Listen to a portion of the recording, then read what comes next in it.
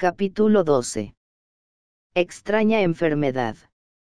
Acompañando al abnegado hermano de los sufridores, penetré en una confortable residencia, donde Calderaro me condujo, rápidamente a la presencia de un caballero en reposo. Nos hallamos en una habitación, elegantemente decorada. Una magnífica alfombra completaba el ambiente, exhibiendo caprichosos arabescos en armonía con los diseños del techo. Estirado en un diván, el enfermo que visitábamos se encontraba en profunda meditación. Al lado, una entidad de nuestro plano nos aguardaba. Se aproximó y nos saludó, gentilmente, respondiendo con solicitud a las preguntas del asistente. Fabricio va mejorando, pero continúa angustiado. Ha estado inquieto y afligido. El instructor lanzó una expresiva mirada al enfermo y dijo: mantiene aún el autodominio. No se abandonó totalmente a las impresiones destructivas. La interlocutora, contenta, comentó: no ha faltado la divina misericordia. El desequilibrio integral no se ha producido por el momento. Nuestra colaboración ha prevalecido en nombre de Jesús. Calderaro, dirigiéndose a mí, preguntó: ¿llegaste, alguna vez, a examinar algún caso declarado de esquizofrenia? No había adquirido conocimientos especializados de la materia, pero no ignoraba que esa enfermedad mental constituía una de las más inquietantes cuestiones de la psiquiatría y psicología modernas. Estas ramas de la ciencia, que estudian la patología del alma, declaró el compañero, captando mi desconocimiento, es, desde hace mucho tiempo, campo de batalla entre organicistas y psicologistas. Ese conflicto es lamentable y bizantino, ya que ambas corrientes poseen razones sustanciales en sus argumentos. Debemos saber que la psicología ocupa una posición mejor, por analizar el problema en las inmediaciones de las causas profundas, mientras que la fisiología analiza los efectos y procura remediarlos en la superficie. Inmediatamente después, el asistente me recomendó examinar la esfera mental del caballero. Le ausculté su interior, quedando aterrado con las inquietudes que poblaban su ser. El cerebro presentaba anomalías extrañas. Toda la parte inferior mostraba manchas sombrías. Los disturbios de la circulación, del movimiento y de los sentidos eran visibles. Calderaro me había presentado a Fabricio, etiquetándole como esquizofrénico, pero no estaríamos, allí, ante un caso de neurosis cerebrocardíaca. El instructor me oyó pacientemente y observó: diagnóstico exacto, en el aspecto en el que nuestro amigo se presenta hoy. La esquizofrenia, teniendo su origen en sutiles perturbaciones del perispíritu, somatiza en el cuerpo físico como un sorprendente conjunto de molestias variables e indeterminadas. De momento, tenemos aquí la neuropatía de Crisaver con todas las características especiales. Mostrando una grave expresión en el semblante, agregó: mira, más allá de los efectos. Analiza la mente y los dominios de las sensaciones.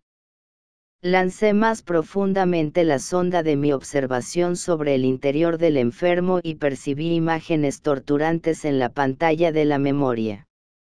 Fabricio, ensimismado, no se daba cuenta de lo que ocurría en el plano externo. Con los brazos inmóviles y los ojos fijos, se mantenía distante de las sugestiones ambientales, pero en su interior, la zona mental parecía un horno ardiente. La imaginación superexcitada estaba bloqueada en el pasado. Parecía la figura de un viejito agonizante. Escuchaba las palabras de la última hora del cuerpo, recomendándole cuidar a 3 jóvenes presentes también allí, en el paisaje de sus recuerdos. El moribundo debía ser el padre, y los jóvenes, hermanos. Conversaban, entre sí, lacrimosos. De repente, cambiaban sus recuerdos. El anciano y los jóvenes parecían rebelarse contra él, acusándole con palabras crueles. El enfermo oía las voces internas, ansioso, amargado. Deseaba deshacerse del pasado, pagaría por el olvido cualquier precio, ansiaba huir de sí mismo, pero en vano, siempre los mismos atroces recuerdos castigando su conciencia. Comprobé los estragos orgánicos, resultantes del uso intensivo de analgésicos. Aquel hombre debería estar luchando consigo mismo, desde hace muchos años. Me hallaba examinando la situación, cuando una señora mayor surgió en el aposento, intentando despertarle a la realidad. Vamos, Fabricio. ¿No comes hoy? El hombre vagó su mirada por la sala, esbozó una respuesta negativa sin palabras y se quedó en la misma posición. La señora insistió, afable, pero no consiguió disuadirle. Y como quisiera, atenta, intentar que tomase un caldo, el enfermo se levantó, de repente, como si hubiera repentinamente enloquecido. Gritó frases inconvenientes e ingratas y rojo de cólera, rechazó el ofrecimiento, sorprendiéndome por la crisis de nervios descompuestos. La esposa regresó al interior de la casa, enjugando las lágrimas, mientras Calderaro humedecía, conmovido, está en el umbral de la locura, y todavía no se encuentra en franca alienación mental, gracias a la dedicación de una anciana parienta desencarnada que le asiste, vigilante. Inmediatamente, el asistente le sometió a operaciones magnéticas reconfortantes, para aumentar su vigor. Ante el enfermo, más tranquilo ahora, explicó, con serenidad, nuestro hermano enfermo tuvo la desgracia de apropiarse indebidamente de una gran herencia, después de haber prometido al padre moribundo velar por los hermanos más jóvenes, en presencia de estos, pero, al sentirse señor de la situación, desamparó a los hermanos y les expulsó del hogar, valiéndose de abogados bien remunerados, de esos que, sin escrúpulos, viven de retorcer los textos legales. Fue sordo a las enérgicas y convincentes reclamaciones y ruegos fraternales efectuados, arrojando a los hermanos a la penuria y dificultades de toda clase. 2 de ellos murieron indigentes en un sanatorio, minados por la tuberculosis que adquirieron en excesivas tareas nocturnas, y el otro desencarnó en míseras condiciones de infortunio, abandonado, antes de los 30 años, presa de una profunda avitaminosis, resultado de la malnutrición. Todo esto hizo nuestro desdichado amigo, escapando a la justicia humana, pero no pudo eliminar de su conciencia los resquicios del mal practicado. Los remanentes del crimen están guardados en su organización mental como carbones en paisaje ennegrecido, después de un devorador incendio, que se convierten en brasas vivas, siempre que son excitados por el soplo de los recuerdos. El mal hijo y perverso hermano, mientras dispuso de buena salud, lograba huir de sí mismo, sin grandes dificultades. El dinero fácil, las diversiones y placeres, ejercían para él la función de pesadas cortinas entre su arrogante persona y la realidad viva. Sin embargo, el tiempo le hizo envejecer y consumió la mayoría de las ilusiones, poco a poco, se encontró a sí mismo. Pero, en el viaje de vuelta al propio yo, se vio a solas con los recuerdos que no había podido olvidar y que le impedían mantener el buen ánimo y el bienestar. Le era imposible concentrarse en su propio ser, sin oír al padre y a los hermanos, acusándole y reprochándole su comportamiento. La mente atormentada no hallaba refugio consolador. si rememoraba el pasado, éste le exigía reparación, si buscaba el presente, no conseguía la tranquilidad necesaria para mantenerse en el trabajo sano, y, cuando intentaba ir al plano superior, deseoso de orar al Altísimo, era sorprendido, aún ahí, por dolorosas advertencias, en el sentido de corregir la falta cometida. En ese estado espiritual, se interesó tardíamente por el destino de los hermanos. Las informaciones recogidas no le permitieron pagar su deuda, todos habían muerto, precediéndole en el camino al sepulcro.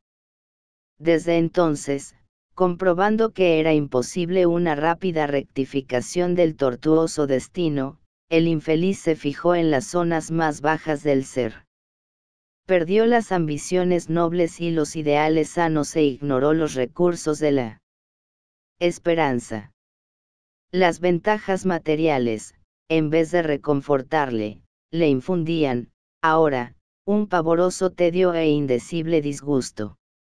Inmerso en las responsabilidades económicas, creadas por él mismo sin el espíritu de poseer para dar en nombre del bien universal, no pudo esquivarse a las imposiciones de la vida social, en calidad de gran empresario, hasta que cayó en un supremo letargo.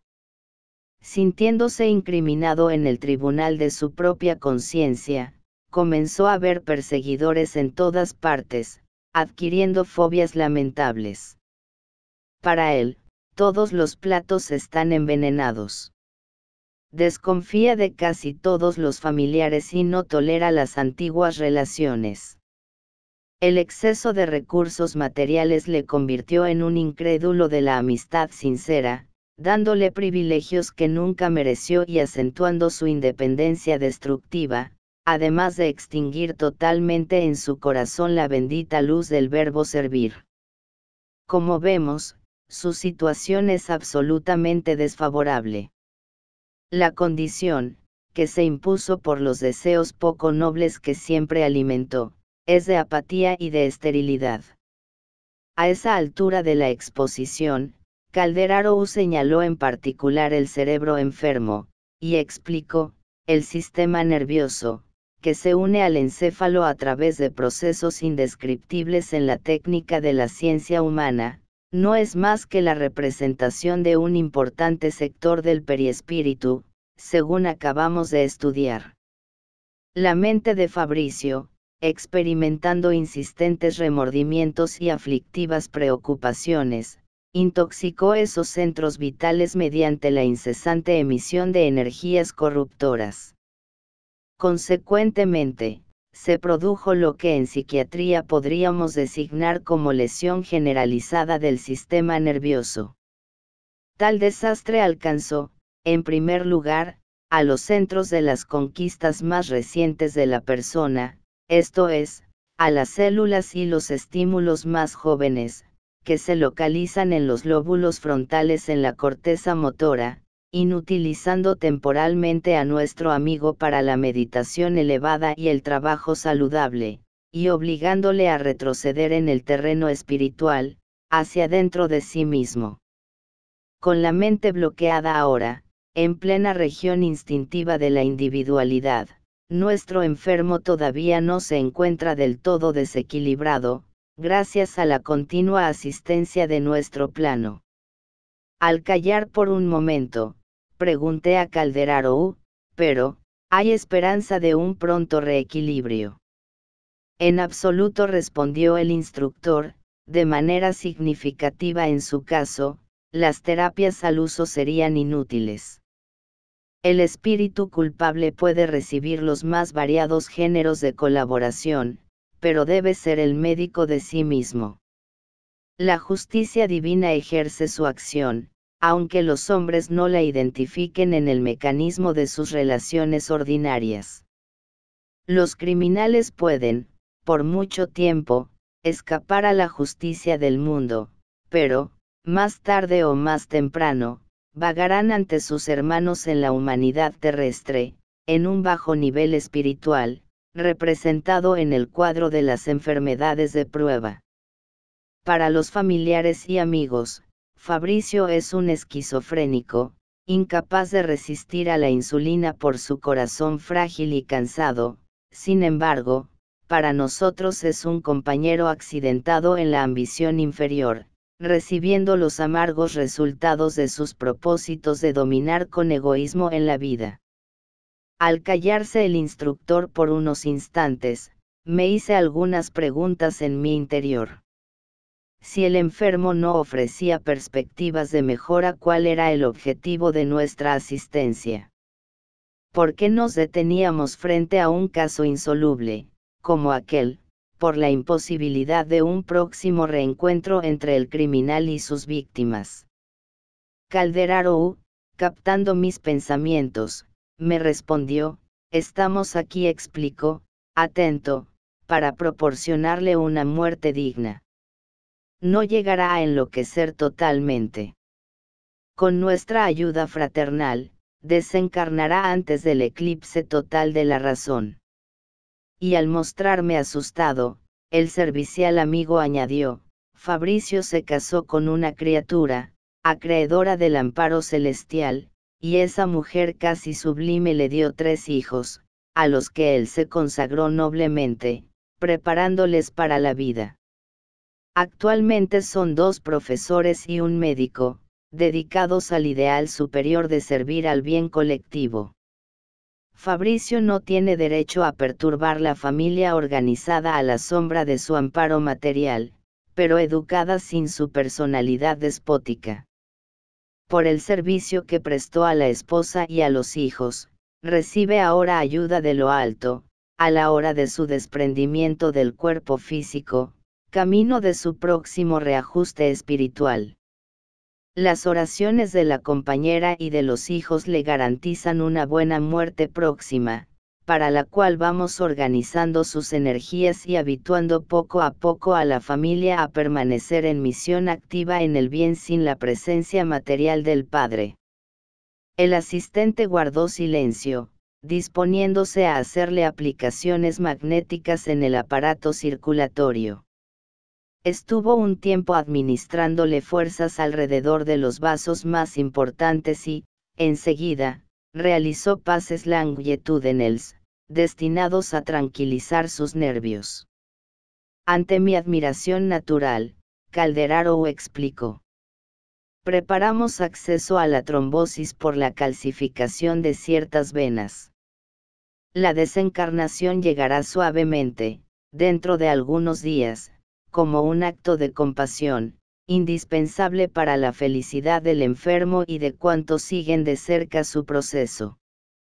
El enfermo, más tranquilo, parecía haber tomado un milagroso analgésico. Se tranquilizó, descansando la cabeza en la almohada. Dentro del silencio que se había hecho entre nosotros, pregunté, curioso, considerando su defunción: en breves días, ¿cómo proseguirá el proceso de rescate de nuestro amigo? Ya comenzó, dijo el instructor, sereno. ¿Cómo? Calderaro hizo expresivo gesto y recomendó: espera. En ese mismo instante, el enfermo accionó la campanilla a la cabecera. La esposa vino rápidamente. Le encontró mejor y sonrió, feliz. El anciano, más tranquilo, rogó: Inés, ¿puedo ver a Fabricio? ¿Cómo no? Respondió la compañera delicadamente: voy a buscarle. En pocos minutos, regresaba trayendo un niño de unos 8 años. El pequeño se abalanzó en los brazos esqueléticos, con extremado cariño, y preguntó: ¿estás mejor, abuelo? El enfermo le contempló, enternecido, diciendo: estoy mejor, mi niño. ¿Por qué no viniste por la mañana? La abuela no me dejó. Sí, es verdad, no me encontraba bien. La señora se retiró, para acompañar la escena del otro lado de la cortina. Abuelo y nieto se sintieron más libres. Totalmente transfigurado con la presencia del niño, nuestro casi demente amigo suplicó: Fabricio, quiero que reces por mí. El pequeño no se hizo de rogar. Se arrodilló allí mismo y dijo, respetuosamente, la oración dominical. Terminada la oración, el enfermo pidió, con los ojos húmedos, no te olvides, mi niño, de orar por mí cuando yo muera. El niño, de pie, le abrazó y exclamó llorando discretamente, tú no te vas a morir. Mostrándose aliviado, el anciano correspondió al gesto afectivo, miró al nieto y preguntó, con un extraño brillo en su mirada. Fabricio, ¿tú crees que Dios perdona a los pecadores como yo? El pequeño respondió, confundido y bañado en lágrimas, yo creo, abuelo, que Dios nos perdona a todos. Revelando la ansiedad que poblaba su alma, el anciano dijo, aunque sea un hombre que traiciona la confianza paterna y roba a sus hermanos. El nietecito vaciló, incapaz de asimilar toda la extensión de aquella pregunta intencional, pero, en el deseo de agradar al enfermo de cualquier modo, balbuceó con toda la sencillez infantil, yo pienso que Dios perdona siempre. Es lo que yo pretendía saber, añadió el anciano, más reconfortado. La conversación entre ambos prosiguió afectuosa y amena. Después de un detenido examen, Calderaro señaló hacia el muchacho y comentó, ese niño es el antiguo padre de Fabricio, que vuelve a la convivencia del hijo culpable por las puertas benditas de la reencarnación. Es el único nieto del enfermo y, más tarde, asumirá la dirección de los patrimonios materiales de la familia, bienes que inicialmente le pertenecían. La ley jamás duerme. Asombrado con la información, medité las preguntas que me afloraban, espontáneas. ¿Cómo se redimiría, a su vez, el viejo Fabricio? Regresaría también, en días futuros, a aquel mismo hogar. Sufriría un desequilibrio completo, después de la muerte del cuerpo denso. Estaría perturbado durante mucho tiempo. Calderaro, dando por finalizados nuestros trabajos de asistencia en la casa, sonrió preparándose para la retirada y dijo, nuestro amigo enfermo, al tener en su mente guardados los residuos de la acción criminal, inmediatamente después de retirarse de su cuerpo físico experimentará por mucho tiempo, los resultados de su caída, hasta que el sufrimiento aligere los fluidos densos que intoxican su alma.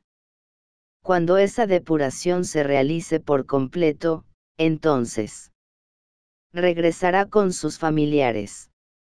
Pregunté, ansioso, ante la frase suspendida. Si el grupo familiar actual ya hubiese elevado su patrón espiritual a un nivel luminoso, será impulsado a esforzarse intensivamente por alcanzarles. Pero, jamás estará desamparado. Todos tenemos una inmensa familia, en la que nos integramos desde el origen, la humanidad. En ese instante, abandonamos la suntuosa mansión. En pocos segundos, volvimos a la naturaleza, gozando la bendición de un cielo muy limpio.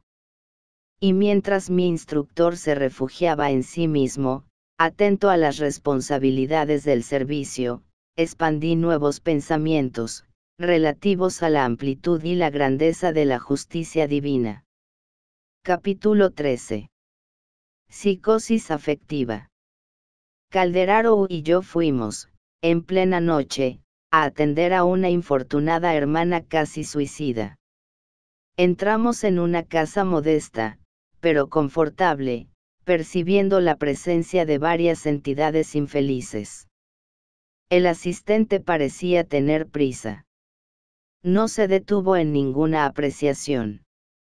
Le acompañé, a mi vez, hasta una habitación, donde encontramos a una mujer joven llorando convulsivamente, dominada por una gran desesperación. Su mente acusaba un extremo desequilibrio, que se extendía a todos los centros vitales del cuerpo físico. Pobrecita, dijo el instructor, conmovido. No le faltará la bondad divina. Lo preparó todo para suicidarse esta noche, pero, las fuerzas divinas nos ayudarán a intervenir. Colocó la diestra sobre la frente de la hermana llorosa y explicó. Es Antenine, abnegada compañera de lucha. Huérfana de padre, desde muy temprano, tuvo que trabajar desde los 8 años, para sustentar a la madre y a su hermanita. Pasó la infancia y la primera juventud con enormes sacrificios, ignorando las alegrías de la etapa risueña de niña y adolescente. A los 20 años perdió a la madre, y, no obstante, sus hermosos ideales femeninos, fue obligada a sacrificarse por la hermana en vísperas del matrimonio de esta última. Realizado Antenine procuró alejarse, para tratar de hacer su propia vida, pero muy pronto comprobó, que su cuñado tenía unos vicios nefastos. Perdido en los placeres inferiores, se embriagaba diariamente, volviendo al hogar a horas avanzadas, distribuyendo golpes y vomitando insultos. Sensibilizada ante el destino de su hermana, nuestra dedicada amiga permaneció en casa, al servicio de la renuncia silenciosa, aliviando sus pesares y ayudando a criar y asistir a los sobrinos. Pasaron los años, tristes y lentos, cuando Antenine conoció a un joven necesitado de ayuda, por tener que realizar grandes esfuerzos para pagar los estudios. Se identificaban por la edad y por la comunión de ideas y de sentimientos. Devota y noble, correspondió a la simpatía que existía entre ambos, siendo como una abnegada hermana del joven. Su compañía, de algún modo, proyectaba una bendita luz en su noche de soledad y sacrificio ininterrumpidos. Repartiendo el tiempo y las posibilidades entre la hermana, 4 sobrinos pequeños y el joven con el que compartía brillantes sueños, se consagraba a su trabajo redentor a diario, feliz y animada, aguardando el futuro. Imaginaba también ser madre un día, en un hogar sencillo y pobre, pero suficiente para contener la felicidad de 2 corazones unidos para siempre delante de Dios. Sin embargo, Gustavo, el joven que se valió de su amorosa colaboración durante 7 años consecutivos, después de acabar su carrera se sintió demasiado importante para unir su destino al de la modesta joven. Independiente y titulado, ahora, empezó a creer que Antenine no era, físicamente, la compañera ideal. Con el título de médico y sintiendo una urgente necesidad de constituir un hogar, con proyección en la vida social, se casó con una joven poseedora de una gran fortuna, menospreciando el corazón leal que le había ayudado en los instantes inciertos. Profundamente humillada, nuestra desdichada hermana le buscó, pero fue recibida con una gélida frialdad. Gustavo, con repulsiva presunción, le dio la noticia con rudeza. Necesitaba disponer de más recursos económicos, y, por eso, había escogido un mejor partido.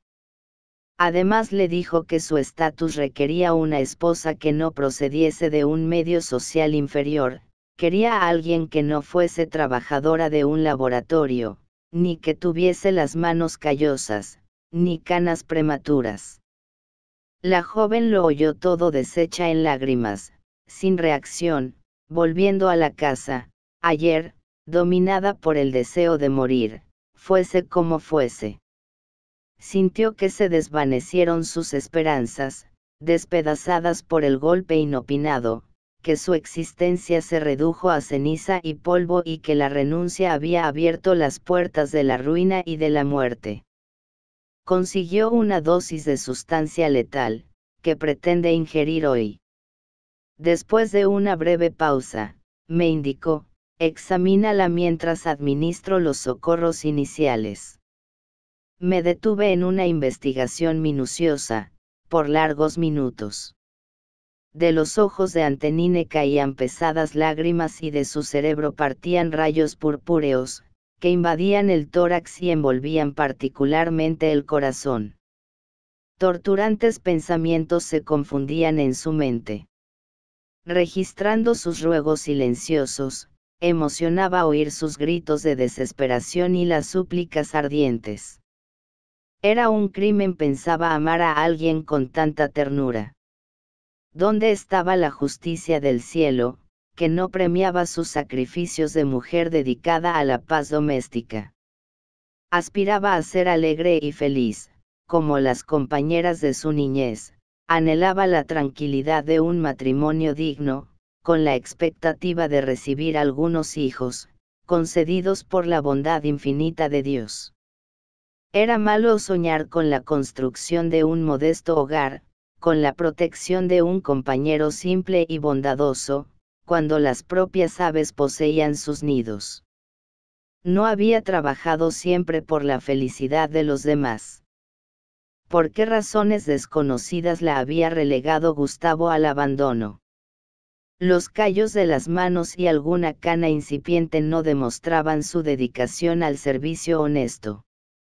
¿Habría valido la pena sufrir tantos años, persiguiendo algo que ahora parecía imposible? No. No quería estar en un mundo donde el vicio triunfaba tan fácilmente, pisoteando la virtud. A pesar de la fe que alentaba su corazón, prefería morir y enfrentarse a lo desconocido.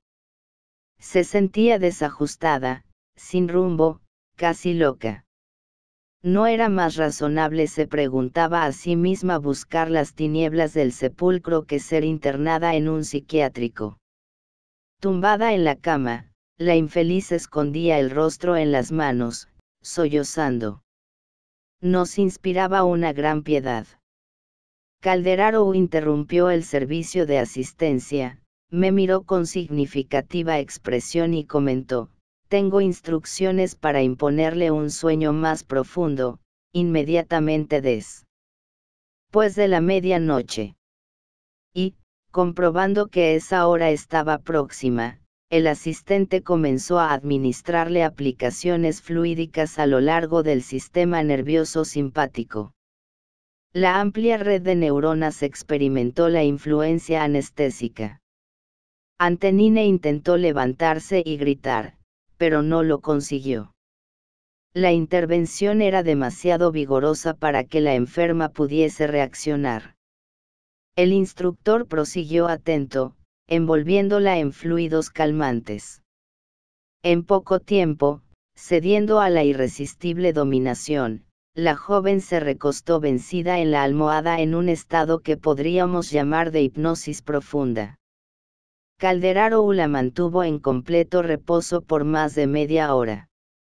Transcurrido ese tiempo, dos entidades, cubiertas de intensa luz, entraron en el recinto.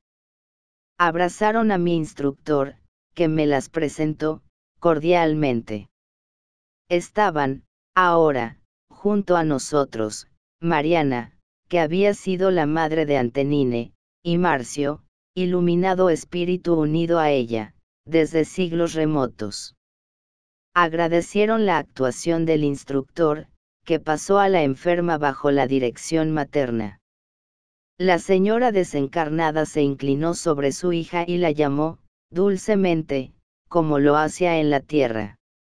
Parcialmente desligada del cuerpo físico, Antenine se levantó, en su periespíritu, encantada, feliz. Mamá. Mamá. Gritó, desahogándose, al refugiarse entre los brazos maternales. Mariana la recogió, cariñosa, la estrechó en su pecho, pronunciando palabras enternecedoras. Madrecita, ayúdame, no quiero vivir más en la tierra, no me dejes volver al cuerpo denso. El destino me rechaza. Soy infeliz. Todos son adversidades. llévame de aquí, para siempre. La madre la contemplaba, triste, cuando Marcio se aproximó, haciéndose ver por la enferma. La joven abrió desmesuradamente los ojos y se arrodilló instintivamente, amparada por la madre. Parecía esforzarse por traer al recuerdo a alguien que había quedado en el pasado lejano. Observábamos la extrema dificultad que tenía para recordar con precisión. Contemplaba al emisario, bañada en un llanto diferente. Las lágrimas no eran las de momentos antes, ahora estaban llenas de un sublime consuelo, de júbilo místico, que nacía, inexplicablemente, de las profundidades de su corazón. Se acercó Marcio más íntimamente, posándole la diestra luminosa sobre su frente y le dijo con ternura: Antenine, ¿por qué te desanimas, cuando la lucha redentora apenas comienza? ¿Olvidaste, acaso, que no somos huérfanos? Por encima de todos los obstáculos está la infinita bondad. Rechazas la puerta estrecha, que nos proporcionará el venturoso acceso al reencuentro.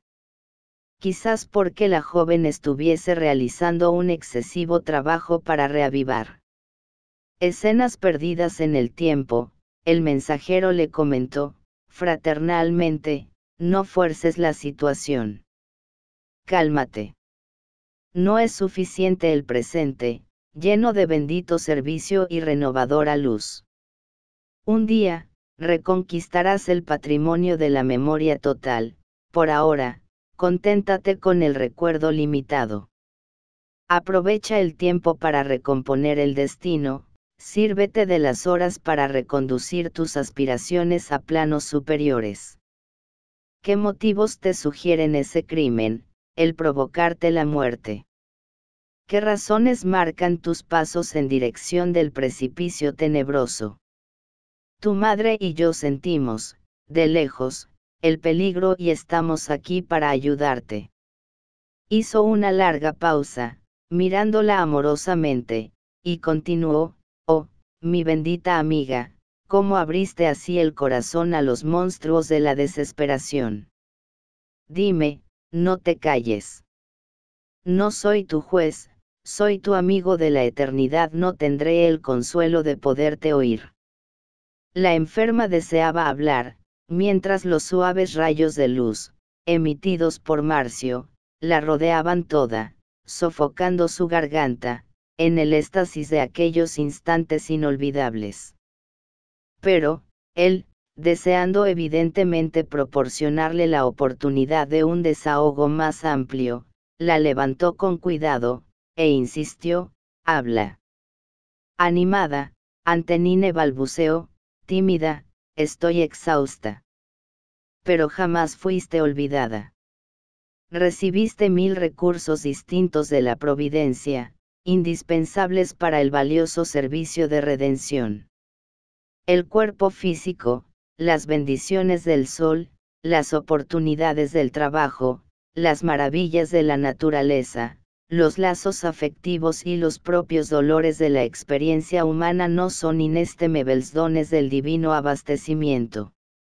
Querida, ¿quieres ignorar la felicidad del sacrificio y renegar de la posibilidad de amar? Entonces vi a la joven contemplarle con más confianza. Sintiéndose fuerte, ante la demostración de cariño, se abrió con fraternal franqueza: he soñado con tener un hogar, deseo vivir con un hombre que, a su vez, me ayude a llevar la existencia, deseo recibir de Dios algunos hijitos que pueda acariciar. Es pecado, celeste mensajero, anhelar esas cosas. Es culpable la mujer que busca santificar los principios naturales de la vida. Después de esforzarme durante años por la felicidad de los que me son queridos, noto que el destino destroza mis esperanzas. Es bueno vivir entre personas alegres y felices, cuando nuestro corazón queda muerto. Marcio la oyó fraternalmente, acariciando sus manos, y, demostrando sus altas adquisiciones de verdadero amor, añadió, más comprensivo y tierno, abnegada amiga, no permitas que la sombra de algunas horas te empañe la luz de los siglos venideros. Es posible, Antenine, que te sientas tan lamentablemente sola, cuando el Supremo Señor te concedió el sublime hogar en el mundo entero. La humanidad es nuestra familia, los hijos del dolor nos pertenecen. Reconozco que transitorias humillaciones del sentimiento hieren tu alma, que desearías unirte al cariñoso brazo de un compañero digno y fiel. No obstante, querida, la voluntad superior determina que recibas, de momento, las ventajas que pueden ser encontradas en la soledad. Si hay periodos de florecimiento en los valles humanos, dentro de los cuales nos extasiamos en plena primavera de la naturaleza, se verifican existencias, aparentemente aisladas y desdichadas, en las culminaciones de la meditación y de la renuncia, bajo cuya luz nos preparamos para nuevas jornadas santificadoras. No creas que el fatal pasaje del sepulcro nos abre las puertas a la libertad, no sigue la ley, a todas partes, y el Supremo Señor, si bien ejerce la infinita compasión, no desprecia la justicia inquebrantable. La eterna sabiduría nos da siempre el lugar donde podamos ser más útiles y más felices. Dices que te encuentras desheredada e infeliz, pero todavía no has valorado las posibilidades sublimes que te rodean. Te crees incapacitada de abrazar a los pequeñitos de Dios, pero, ¿por qué limitarse a los propios hijos? No has visto nunca a las criaturas abandonadas, a los hijitos de la miseria y de la privación. Si no puedes ser madre de flores de tu propia carne, ¿por qué motivo no te haces tutora espiritual de los pequeños necesitados y sufridores? ¿Crees, Antenine, que podemos ser absolutamente felices, escuchando gemidos a nuestro lado? ¿Puede existir la alegría en un corazón que late al lado de un coro de lágrimas? El mundo no es propiedad nuestra. Nosotros, los hijos del Altísimo, vinimos a cooperar en las obras que nos rodean. Es verdadera desgracia creerse alguien favorito de los cielos, como si el Padre compasivo y sabio no fuese más que un frágil y parcial dictador. Sacude tu conciencia adormecida. Acuérdate que el Todopoderoso no se limita a nuestras particularidades de criaturas falibles, y no te olvides que nos incumben, ante su universalidad, inalienables deberes de trabajo, ejercitando los preciosos recursos que nos concedió, para alcanzar, un día, la perfección de la sabiduría y del amor. Sufres, porque te orientaste hacia el personalismo y porque un hombre, cuyo patrón vibratorio psíquico se armonizó con el tuyo en muchos aspectos, cambiando su rumbo de vida, te relegó al olvido. Lloras, porque esperabas encontrar en su compañía algo de la divina presencia, que aportaría serenidad a tus esperanzas de mujer delicada y sensible. Las inquietudes del sexo se agrandaron en tu intimidad, y padeces un largo asedio de tribulaciones. Pero, ¿crees que la fuente exclusiva del amor está en el sexo? También eres víctima de ese fatal engaño. El amor es sol divino que irradia a través de todas las posibilidades del alma. A veces, nos privan de las sensaciones que deseamos, inhibiéndonos de usar la energía creadora del cuerpo físico, para buscar patrimonios más altos del ser, pero ni por eso, tales obstáculos nos deben impedir exteriorizar ese sublime sentimiento. Ignorarlo redundaría en extinguir el universo. Lo que tortura la mente humana en esas ocasiones es la cárcel organizada por nosotros mismos, amurallados en el egoísmo feroz. No sabemos perder por algunos días, para ganar en la eternidad, ni ceder valores transitorios, para conquistar los dones definitivos de la vida. Ante la joven que le contemplaba absorta, a través de un espeso velo de lágrimas, el mensajero prosiguió: efectivamente, si no puedes compartir la experiencia del hombre escogido, en vista de las circunstancias que te impulsan a la renuncia, ¿por qué no consagrarle el puro amor fraternal, que eleva siempre? No podemos transformar en hermanos a los seres que admiramos. No debes olvidar que el novio perjuro, atractivo actualmente en su cuerpo físico, vestirá también, más tarde, el desgastado traje del cansancio y la vejez, eso si antes no sufre la enfermedad y la muerte. Conocerá el desencanto de la carne y ansiará en silencio la búsqueda del espíritu. Si le amas, de verdad, ¿por qué torturarle con el suicidio, en vez de ganar fuerzas para esperarle, al final de la existencia mortal? Si no puedes ser el cántaro de agua pura para el viajero querido, ¿por qué no ser el oasis que le aguardará en el desierto de las desilusiones inevitables? Además de esto, ¿cómo llegaste a sentir tan tremendo desamparo, si aquí te aguardamos, ávidos de tu amistad y cariño? Antenine sonrió, en éxtasis, a pesar del llanto que le brotaba en abundancia. Observando el saludable efecto de sus palabras de ánimo, Marcio le acarició los cabellos, susurrando: ¿por qué razón esperar los hijos de la carne para sentir y demostrar el verdadero amor? Jesús no les tuvo, y, no obstante, todos nos sentimos tutelados de su infinita abnegación. Prometes, Antenine, cambiar tus pensamientos de ahora en adelante. La mujer digna y generosa, excelsa y cristiana, olvida el mal y ama siempre. Conmovidos, vimos a la interlocutora arrodillarse de nuevo, y exclamar solemnemente: me comprometo a cambiar mi actitud, en nombre de Dios. En ese instante, el emisario puso las manos sobre la frente de la enferma, rodeándola de focos de luz que no tocaron solo la materia del perispíritu, sino que se extendieron más allá, hasta en el cuerpo físico, fijándose especialmente en las zonas del encéfalo, tórax y los órganos femeninos. Inmediatamente después, Antenine, abrazada por la madre y por el compañero de la espiritualidad superior, se dispuso para un agradable viaje de reposo con ellos, haciéndose Calderaro responsable de ayudarle a retornar de nuevo al cuerpo físico en las primeras horas de la mañana.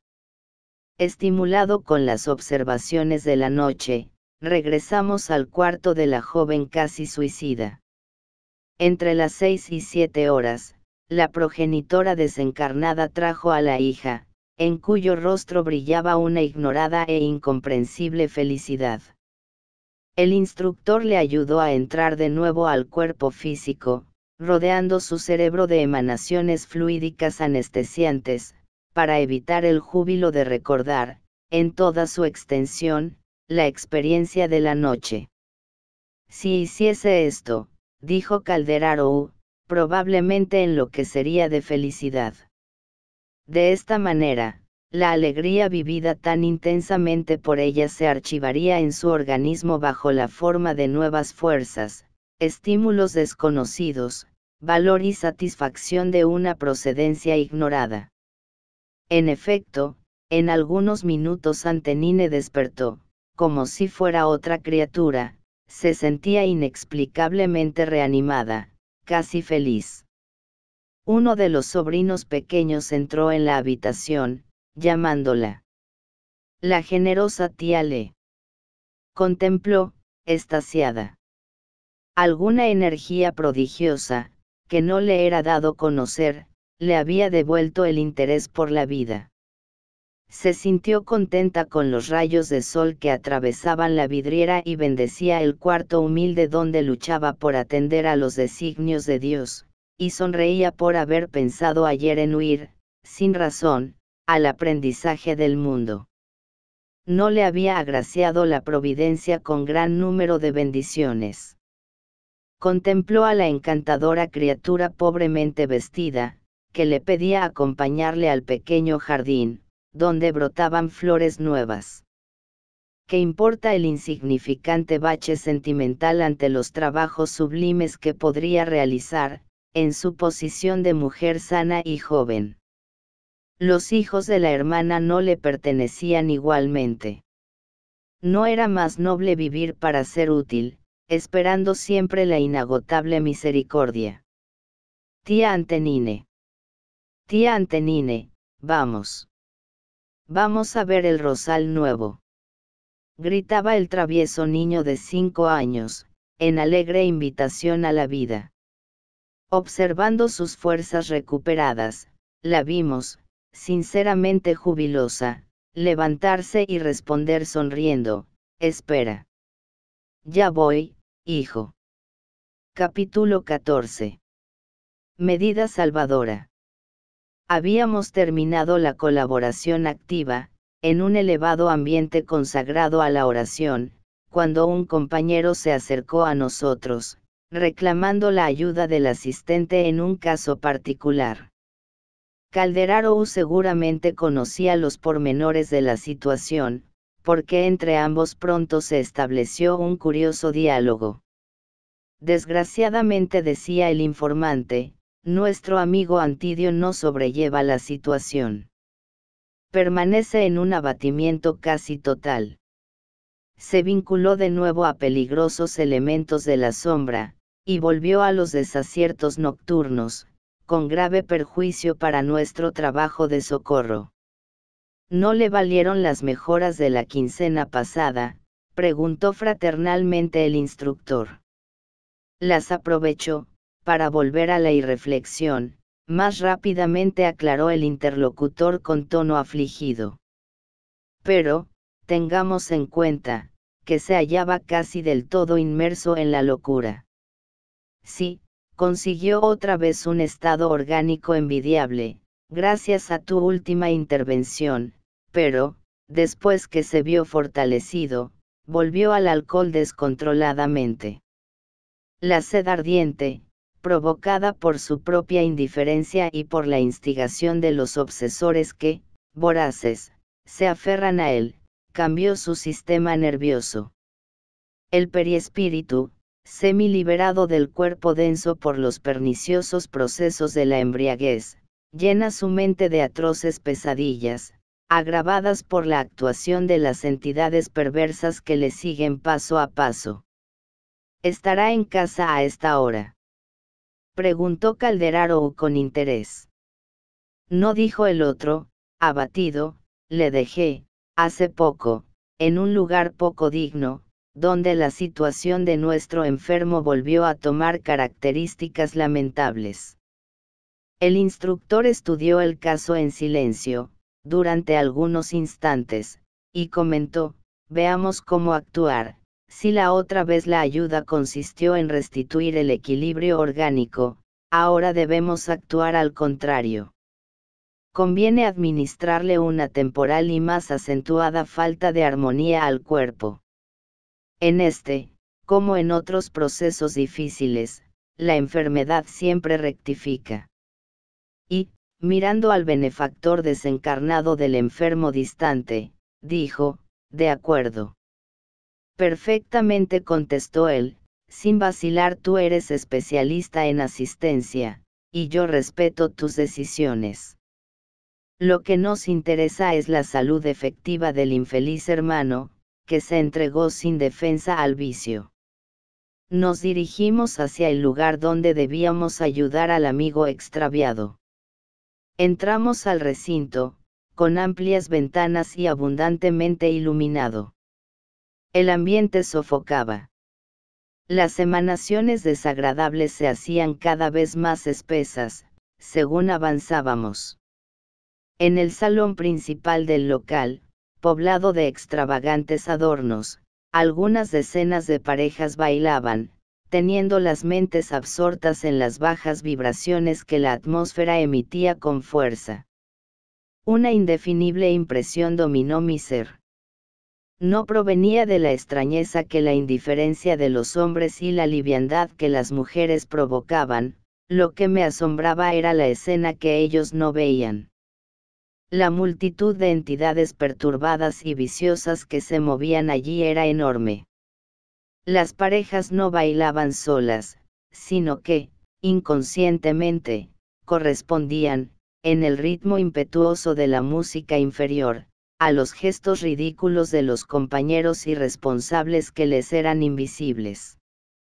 Surgían por doquier actitudes simiescas, mientras gritos histéricos herían el aire. Calderaro no se detuvo. Estaba acostumbrado a la escena, pero, estupefacto, le detuve, preguntando, amigo mío, ¿qué estamos viendo? Criaturas alegres rodeadas de seres tan inconscientes y perversos. Es un crimen bailar. Buscar alegría es una falta grave. El orientador escuchó pacientemente las ingenuas cuestiones que escapaban de mis labios, dictadas por mi asombro repentino, y aclaró, ¿qué preguntas, André? El acto de bailar puede ser tan santificante como el de orar, pues la alegría legítima es sublime herencia de Dios. Pero, aquí, la escena es distinta.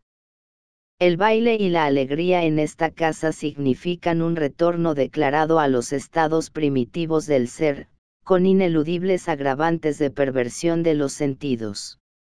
Observamos, en este recinto, a hombres y mujeres dotados de alto raciocinio, pero asumiendo actitudes de las que tal vez muchos simios se avergonzasen.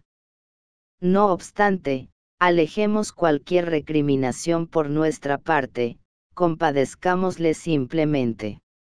Son tránsfugas sociales, y, en su mayoría, rebeldes a la disciplina instituida por los designios superiores para sus caminos terrestres. Muchos de ellos son profundamente infelices, necesitando de nuestra ayuda y compasión. Procuran ahogar en el vino o en los placeres ciertas nociones de responsabilidad que no logran olvidar. Débiles ante la lucha, pero dignos de piedad por los remordimientos y atribulaciones que les devoran, merecen ser amparados fraternalmente. Y, echando una ojeada por la multitud de espíritus perturbadores que se daban allí al vampirismo y al sarcasmo, respondió humildemente, en cuanto a estos infortunados, ¿qué hacer sino recomendarles al divino poder? Intentan igualmente la fuga imposible de sí mismos. Alucinados, apenas aplazan el terrible minuto del autorreconocimiento, que llega siempre, cuando menos lo esperan, a través de los 1000 procesos del dolor, agotados los recursos del amor divino, que el Supremo Padre nos ofrece a todos. Su mente está apegada a los instintos primitivos, frágiles y vacilantes, y recelan la responsabilidad del trabajo de la regeneración. Viéndome boquiabierto y deseando nuevas explicaciones, el asistente me propuso: vamos, dejémosles divertirse.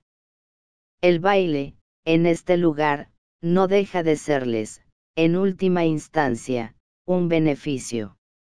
Llegaron, los aquí presentes, encarnados y desencarnados, a un nivel tan despreciable que, sin duda, si no fuese por el baile, estarían involucrados, allá afuera, en hechos extremadamente condenables. Tal es la predisposición en la que se encuentran para el crimen. Que el Padre se compadezca de todos nosotros. Entramos más en el interior del local. En una sala con calor sofocante, un hombre de unos 40 y tantos años yacía temblando. No conseguía mantenerse de pie. Calderaro le examinó detenidamente y preguntó al nuevo amigo que nos acompañaba: volvió al alcohol hace muchos días. Hoy hace una semana. Se ve que se agotó rápidamente. Mientras iniciaba la aplicación de fluidos magnéticos, el instructor me aconsejó observar las características del cuadro dantesco que se desarrollaba ante nuestros ojos. Antidio, enfermo y desventurado, a pesar de las precarias condiciones en las que estaba, reclamaba una copa, siempre una copa más, que un camarero traía, obediente. Le temblaban los miembros, el sudor escurría de su frente y, de vez en cuando, emitía gritos de terror salvaje. Alrededor, 4 entidades embrutecidas le sometían a sus deseos.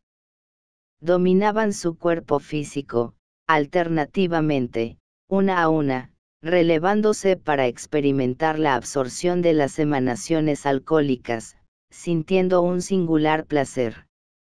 Se posesionaban particularmente del conducto gástrico, inhalando la bebida al volatilizarse del cardias al píloro. La escena infundía angustia y asombro. Estaríamos ante un hombre embriagado o una taza viva, cuyo contenido sorbían satánicos genios del vicio. El infortunado Antidio tenía el estómago atestado de líquido y la cabeza turbada de vapores. Semidesprendido del cuerpo físico por la actuación anestesiante del alcohol, empezó a identificarse más íntimamente con las entidades que le perseguían. Los 4 infelices desencarnados, por su parte, tenían la mente invadida por visiones aterradoras del sepulcro que habían atravesado como alcohólicos crónicos. Sedientos y afligidos, traían consigo imágenes espectrales de víboras y murciélagos de los lugares sombríos donde se habían estacionado. Entrando en sintonía magnética con el psiquismo desequilibrado de los vampiros, el ebrio comenzó a rogar, estruendosamente, «Sálvenme. Sálvenme, por amor de Dios». E indicando las paredes próximas, gritaba bajo la impresión de indefinible pavor, «¡Oh! Los murciélagos. Los murciélagos. Ahuyéntenlos, deténganlos. Piedad. ¿Quién me librará? Socorro. Socorro». 2 hombres, también afectados por el licor, se aproximaron, espantados. Pero, uno de ellos, tranquilizó al otro diciendo, «No es nada nuevo. Es Antidio, los accesos volvieron. Dejémosle en paz». Mientras eso ocurría, el desdichado ebrio continuaba gritando, «¡Ahí! ¡Ahí! Una cobra, me aprieta, me sofoca. ¿Qué será de mí? ¡Socorro!». Las entidades perturbadoras se jactaban en las actitudes sarcásticas, se carcajeaban de manera siniestra. El infeliz las oía, como un eco en el fondo de su ser, y gritaba, intentando atacar, tambaleante, a los invisibles verdugos. ¿Quién se ríe de mí? ¿Quién? Cerrando los puños, decía, «Malditos. Malditos seáis». La escena proseguía, dolorosa, cuando Calderaro se acercó a mí, aclarando. «Es lamentable el cabeza de familia que, incapaz de reaccionar contra las atracciones del vicio, se entregó, inerme, a la influencia de malhechores desencarnados, afines con su posición desequilibrada. En atención a las intercesiones de su esposa y de los hijos amorosos, le prestamos asistencia con todos los recursos al alcance de nuestras posibilidades, pero el hermano imprevisor no corresponde a nuestro esfuerzo. Sale de todas las tentativas, más y más dispuesto a la perversión de los sentidos, busca, por encima de todo, la fuga de sí mismo, detesta la responsabilidad y no se anima a conocer el valor del trabajo. Atenuando su ansia irrefrenable de tomar alcohol, esperamos se reeduque.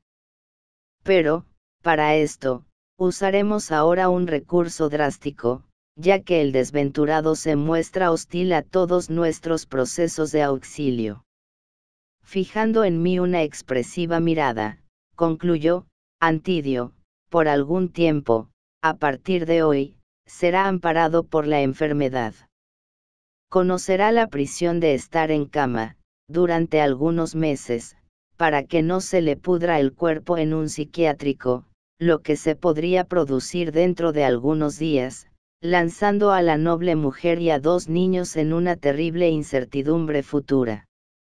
Dicho esto, Calderaro inició un complicado servicio de pases, a lo largo de la espina dorsal. El enfermo se tranquilizó, poco a poco, en el sillón en que estaba. El asistente pasó a aplicarle efluvios luminosos sobre el corazón, durante varios minutos. Noté que esas emisiones se concentraron gradualmente en el órgano central, que en cierto instante acusó una súbita parada. Antidio parecía presto a desencarnar, cuando el orientador le devolvió las energías, rápidamente. Comprimido por el fenómeno circulatorio, que le produjo un tremendo choque, el desdichado amigo se puso a pedir auxilio a gritos. Había tamaña inflexión de dolor, en la voz lastimosa, que gran número de personas se aproximaron, apenadas. Un piadoso caballero le tomó el pulso, comprobó el desorden del corazón y, rápidamente, pidió una ambulancia. En pocos momentos Antidio era transportado en camilla al hospital para recibir socorro urgente, seguido, de cerca, por el solícito benefactor espiritual. Retirándose en mi compañía, Calderaro añadió, con tristeza: el infortunado amigo será portador de una neurosis cardíaca por 2 a 3 meses, aproximadamente. En vano tomará valeriana y otras sustancias medicamentosas, anestésicos y procurará desintoxicarse. Por algunas semanas notará un intraducible malestar, para que pueda restablecer la armonía del cosmos psíquico. Experimentará una indecible angustia, se someterá a medicaciones y regímenes, que disminuirán la tendencia de olvidar las obligaciones sagradas y despertarán lentamente los sentimientos para la nobleza del acto de vivir. Notando mi extrañeza, el asistente concluyó: ¿qué te resulta raro, amigo mío? Las mismas fuerzas divinas que conceden al hombre la brisa acariciante, pueden infligir la tempestad devastadora. Pero, una y otra, son elementos indispensables para la gloria de la vida. Capítulo 15. Ruego cristiano. Estaban próximas a terminar mis posibilidades de estudio, en compañía de Calderaro, cuando, en la víspera de la prometida visita a las cavernas del sufrimiento, el estimado asistente me invitó a oír la palabra del instructor Eusebio que, aquella noche se dirigiría a algunas centenas de compañeros de las iglesias católicas romanas y protestantes, aún en tránsito en los servicios de la esfera carnal. Son hermanos menos dogmáticos y más liberales que, en los momentos de sueño, se vuelven susceptibles a nuestra influencia. Por las virtudes de las que son portadores, son dignos de las directrices de los planos más altos. No oculté mi extrañeza ante la información, pero Calderaro añadió: la protección divina no conoce privilegios. La gracia celestial es como el fruto que siempre surge en el árbol del esfuerzo terrestre, allí donde haya colaboración digna del hombre, se encuentra el amparo de Dios. No es la confesión religiosa la que nos interesa en el sentido fundamental, sino la revelación de fe viva, la actitud positiva del alma en la jornada de elevación. Las escuelas de la creencia varían, situándose cada una en un círculo diferente. Cuanto más rudimentario es el concepto de entendimiento religioso, mayor es la combatividad inferior, que traza infelices fronteras de opinión e incita hostilidades deplorables, como si Dios fuese un dictador en dificultades para mantenerse en el poder. El espiritismo cristiano es un prodigioso núcleo de comprensión sublime, por lo que es razonable considerar que es la escuela cristiana más elevada y rica. Poseyendo tamañas bendiciones de conocimiento y de amor, les cabe extenderlas a todos los demás, aun cuando se muestren rebeldes e ingratos como consecuencia de la ignorancia de la que aún no consiguieron apartarse. La compasión de Jesús podría ser medida por el estado de evolución de aquellos que le seguían de cerca. Delante de la mente encarcelada en el vanidoso intelectualismo de muchas personalidades importantes de su época, le vemos inflamado de energía divina. Por el contrario, en Jerusalén, en el último día, al frente del populacho exaltado e ignorante aunque arraigado a los principios de la creencia, le encontramos silencioso y humilde, solicitando perdón para cuantos le herían. Imprimiendo una inflexión más cariñosa a la palabra, añadió, bondadoso. No nos olvidemos que, por encima de todo, nos empeñamos en una obra educativa. Salvar a alguien, o socorrerle, no significa sustraerle a la oportunidad de lucha, de elevación o edificación. Constituye un amparo fraternal, para que despierte y se levante, entrando en posesión del equilibrio que caracteriza a aquel que le ayudó. El Supremo Señor no se complace con poseer hijos miserables e infelices en la creación, esparce bendiciones y dones, riquezas y facilidades eternas a manos llenas, esperando solo que cada uno de nosotros se disponga a regir con sabiduría el propio patrimonio. Como vemos, todos los sectores del servicio espiritual reclaman la divina asistencia. Antes de poder escuchar más detalles referentes al asunto, alcanzamos el lugar tranquilo, donde el noble emisario se hacía oír. Observé que la reunión, ahora, no destacaba por un gran número de colegas encarnados, que se contaban allí por unas pocas centenas, asistidos por una considerable cantidad de cooperadores de nuestro plano. La claridad de la luna acariciaba dulcemente la arboleda, que se inclinaban con el viento. Imponente, por la claridad sublime que aureolaba su figura venerable, Eusebio, al parecer, había iniciado la conferencia hacía mucho. Extasiados, los oyentes registraban su palabra inundada de luz celestial, con el asombro pintado en sus rostros. Confundidos y arrodillados, en gran número, en el césped fresco, se sentían repentinamente transportados al paraíso. El instructor, envuelto en reflejos transparentes y coloridos, hablaba con un irresistible poder de atracción. Si el patrimonio de la fe religiosa representa un indiscutible factor de equilibrio mental del mundo, ¿qué hacéis de vuestro tesoro, olvidando utilizarle, en una época en que la inestabilidad y la incertidumbre amenazan todas las instituciones de orden, trabajo, entendimiento y construcción? ¿No os asombra y despierta la conciencia, la borrasca renovadora que transforma principios y naciones? ¿Creéis posible una era de paz exterior, sin la preparación interior del hombre en el espíritu de observancia y aplicación de las leyes divinas? Por admitir semejante contrasentido, la máquina y la técnica, creación de vuestra inteligencia, os anula las posibilidades de más alta incursión en el reino del Espíritu Eterno. Ser cristiano, en otro tiempo, simbolizaba la elección de la experiencia más noble, con el deber de dar ejemplo según el patrón de conducta consagrado por el Maestro Divino.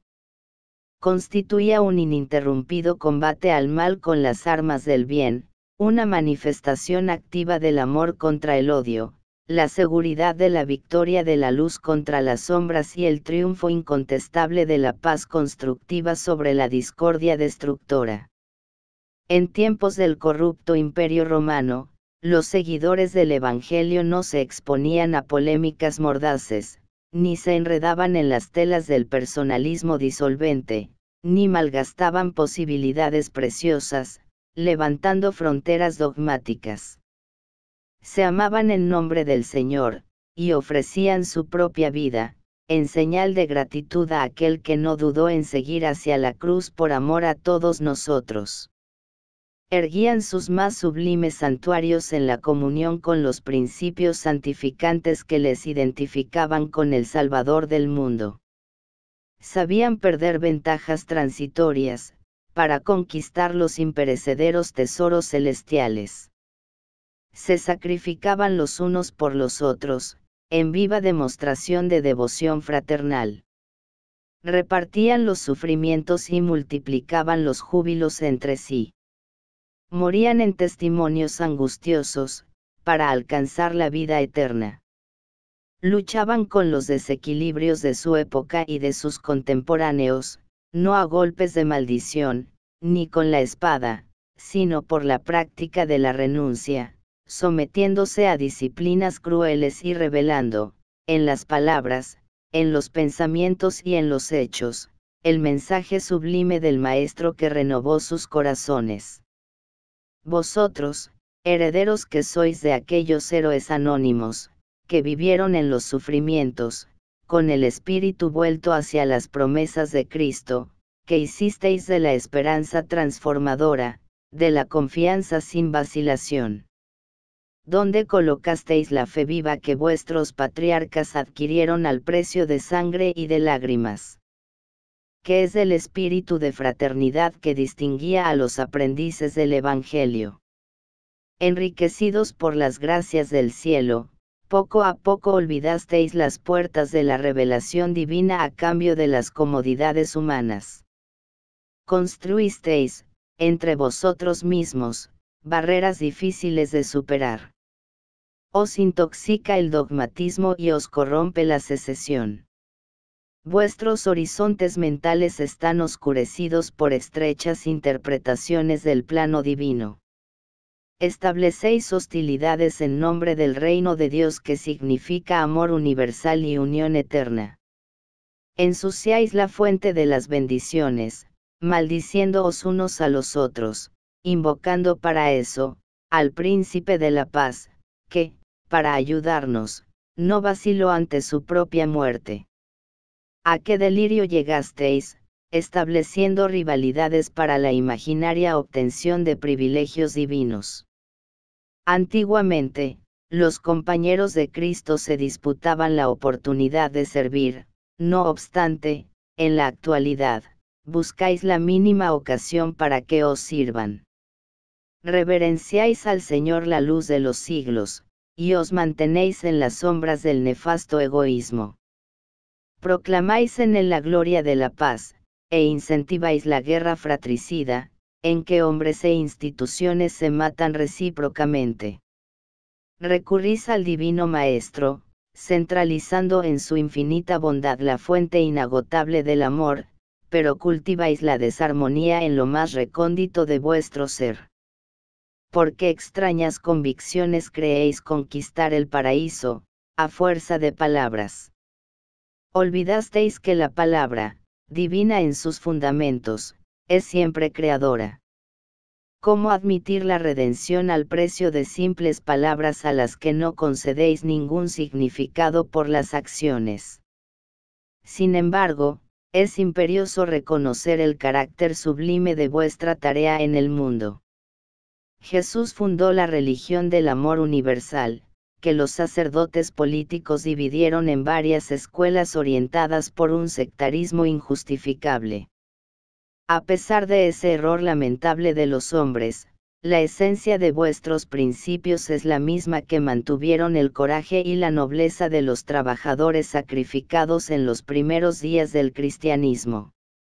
Aunque algunos misioneros de las verdades religiosas olvidasen la paternidad divina y se permitiesen desmanes de la autoridad, prefiriendo la opresión y la tiranía, no sois menos responsables, ahora, por los sagrados depósitos que Jesús nos confió, destinados a los servicios de elevación humana y de santificación de la tierra. El Evangelio, en sus bases, guarda la belleza del primer día. Ninguna frase consiguió empañar el brillo de amaos unos a otros, como yo os amé. Ante los desafíos del cielo, ¿creéis, acaso, servir a Dios, encarcelando los servicios de la fe en los templos suntuosos? La pompa del culto exterior solo realza el desatino de vuestras peligrosas ilusiones acerca de la vida espiritual.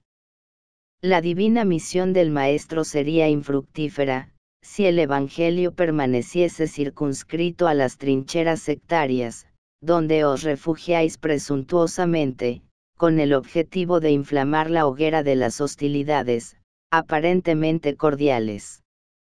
No encontrasteis otra fórmula de exteriorizar la creencia, más allá de la rivalidad tan poco digna. En vano levantáis castillos de opinión para la palabrería sin obras, porque, si la muerte sorprende al materialista rebelde, mostrándole la realidad de la vida, la tumba abre también el tribunal de la recta justicia a cuantos se valieron de la religión para disimular la indiferencia que llena su interior. No penséis que la fe está consagrada al menor esfuerzo.